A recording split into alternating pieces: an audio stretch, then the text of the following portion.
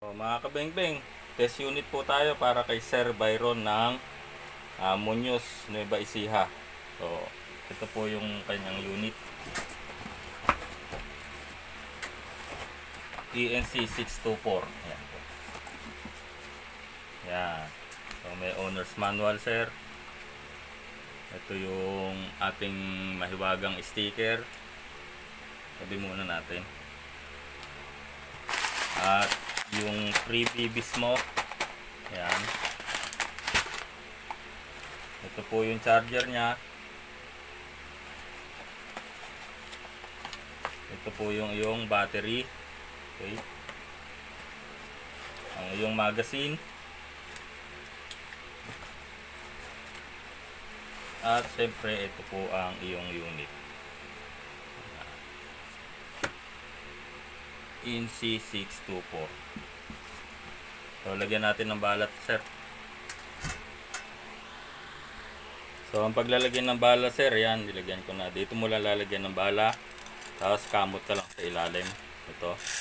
May pangkamot sa ilalim. Para umangat yung bala sa taas. Yun. So kamutin mo lang, nakamutin. Pag medyo mabigat na, okay na yan. Tapos sa paglalagay ng battery, sir, alisin mo lang tong cover nito. Yan. Tapos alisin mo to dito. Tapos ito yung Tamiya plug nya. Okay. Tapos papasok mo tong battery dito. Tapos connect mo na dito sa kanyang Tamiya plug. Ayan. Tapos pasok mo dun sa loob. Yan. Tapos takpan mo uli nito, sir.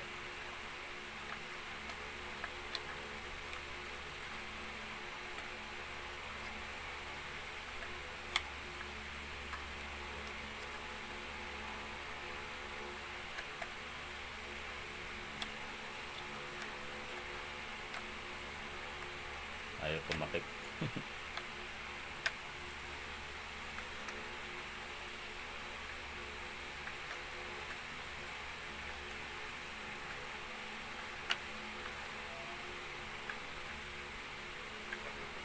So ayan, takip mo lang ulit. Tapos balik mo lang uli yung pag ganyan po ang paglalagay ng cover. Tataas dito muna sa taas, tapos mo clip dito. Yan. Okay. So testing muna tayo. Tingnan natin kung may bala. Ayan, lutong. Full auto. Ito po yung safe, semi, full auto.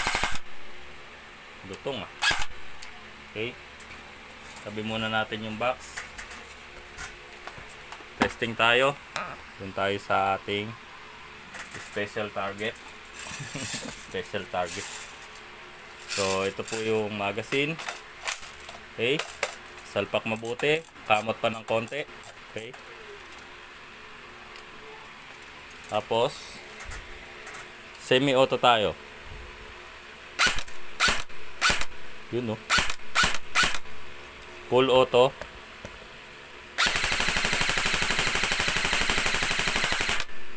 Ang lakas ng putok nito.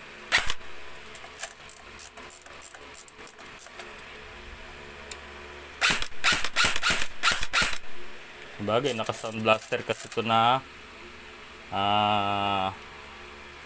suppress nya. So full. So wala nang bala, mga kabengbeng. Ganun lang, sir. Tapos reload ka na lang ulit. Natural na may lalabas na bala dyan kasi doon sa chamber. So ito na yung unit mo, sir. Marami pong salamat sa tiwala. So, yan na po yung iyong ENC 624. Maraming salamat, sir. Mabuhay po kayo.